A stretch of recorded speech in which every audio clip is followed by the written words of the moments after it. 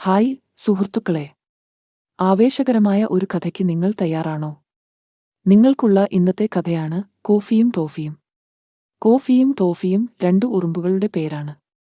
അവർ രണ്ടുപേരും ഇരട്ട കുട്ടികൾ ആയ ഉറുമ്പുകളായിരുന്നു. അവ മറ്റ് ഉറുമ്പുകളിൽ നിന്ന് വ്യത്യസ്തമായിരുന്നു. മിക്ക ഉറുമ്പുകളും ഭക്ഷണം ശേഖരിക്കുന്നതിലും കൂടുകൾ പണികൾ എടുക്കുന്നതിലും ഇപ്പോഴും മുഴുകിയിരിക്കുമ്പോൾ കോഫിയും ടോഫിയും അതിന്റെ കൂടെ പല പര്യവേക്ഷണം ചെയ്യാൻ ഇഷ്ടപ്പെട്ടിരുന്ന കൂട്ടമായിരുന്നു. ഒരു തെളിഞ്ഞ ദിവസം ഉറുമ്പിന്റെ കൂടിന്റെ അടുത്ത് ഒരു വർണ്ണാഭമായ ഒരു കളിപ്പാട്ടം അവർ കണ്ടെത്തി. തിളങ്ങുന്ന ചക്രങ്ങളുള്ള ഒരു ചെറിയ തടി തീവണ്ടിയായിരുന്നു അത്. കോഫിയും ടോഫിയും ആകൃഷ്ടരായി. അതിനൊപ്പം മാറി മാറി കളിക്കാൻ അവർ തീരുമാനിച്ചു. ടോഫി ആദ്യം കളിപ്പാട്ടവുമായി കളിച്ചു. അവൻ അതിനെ ചുറ്റിപ്പിടിച്ച് നിലത്തൂടെ ഉരുട്ടി കളിച്ചുകൊണ്ടിരുന്നു. ചക്രങ്ങൾ കറങ്ങി. ടോഫി സന്തോഷത്തോടെ ചിരിച്ചു. എന്നാൽ താമസിയാതെ അവനു അതിനെ വിട്ടുകൊടുക്കാൻ പറ്റാത്തപോലെ തോന്നി. അവൻ പൊസസീവ് ആയി. ഇപ്പോൾ എന്റെ ഊഴമാണ്. കോഫി ഒരു അവസരം ചോദിച്ചപ്പോൾ അദ്ദേഹം ഇപ്പോൾ തരം പറ്റില്ലെന്നു പറഞ്ഞു. കോഫിക്ക് നിരാശ തോന്നിയെങ്കിലും തർക്കിച്ചില്ല. അവൻ തന്റെ ഊഴത്തിനായി ക്ഷമയോടെ കാത്തിരുന്നു. അവസാനം ടോഫി കളിപ്പാട്ടം കൈമാറിയപ്പോൾ കോഫി അത് സൗമ്യമായി കളിച്ചു. മിനുസമാർന്ന ചക്രങ്ങളെയും സങ്കീർണമായ വിശദാംശങ്ങളെയും അദ്ദേഹം അഭിനന്ദിച്ചു. എന്നിട്ട് അത് കഴിഞ്ഞതും വീണ്ടും അവൻ അത് തിരിച്ച് ഇരുന്ന സ്ഥലത്തു തന്നെ ഉറുമ്പിന്റെ കൂടാരത്തിന്റെ അടുത്ത് വച്ചു. ടോഫി അത്ഭുതപ്പെട്ടു. എന്തിനാ നീ കളി നിർത്തി അത് അവിടേക്ക് തിരിച്ചുവെച്ചത്? അവൻ ചോദിച്ചു.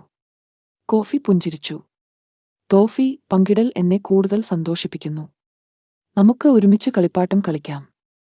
ടോഫിക്ക് തന്റെ തെറ്റ് മനസ്സിലായി. അന്നുമുതൽ അവർ കളിപ്പാട്ടവുമായി ഒരുമിച്ച് കളിച്ചു. ചിരിച്ചും ആസ്വദിച്ചും സാഹസികത സൃഷ്ടിച്ചു. പിന്നെ മറ്റൊന്ന് എന്താണെന്ന് അറിയുമോ? അവർ പങ്കിട്ടപ്പോൾ ആ കളിപ്പാട്ടം കൂടുതൽ തിളങ്ങുന്നതായും മനോഹരമായും തോന്നി.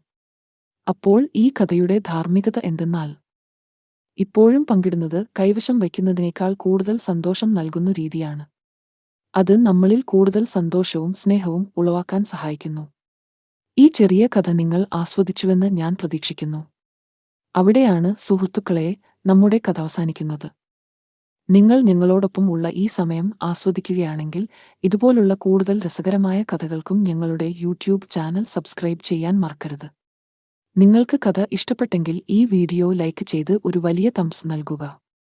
ഇത് നിങ്ങളുടെ എല്ലാ സുഹൃത്തുക്കളുമായും പങ്കിടുക. ഒപ്പം കഥകൾ കേൾക്കുന്നതിന്റെ സന്തോഷം നമുക്ക് പ്രചരിപ്പിക്കാം. ഓർക്കുക, ഓരോ ലൈക്കും ഷെയറും സബ്സ്ക്രൈബ് ചെയ്യലും കൂടുതൽ സ്റ്റോറികൾ ജീവസ്ത്രതാക്കാൻ ഞങ്ങളെ സഹായിക്കുന്നു. സ്വപ്നം കാണുക, പുഞ്ചിരിക്കുക. നമുക്ക് അടുത്ത കഥയിലേക്ക് പോകാം. കഥകളുടെ മാന്ത്രികത ആസ്വദിക്കൂ.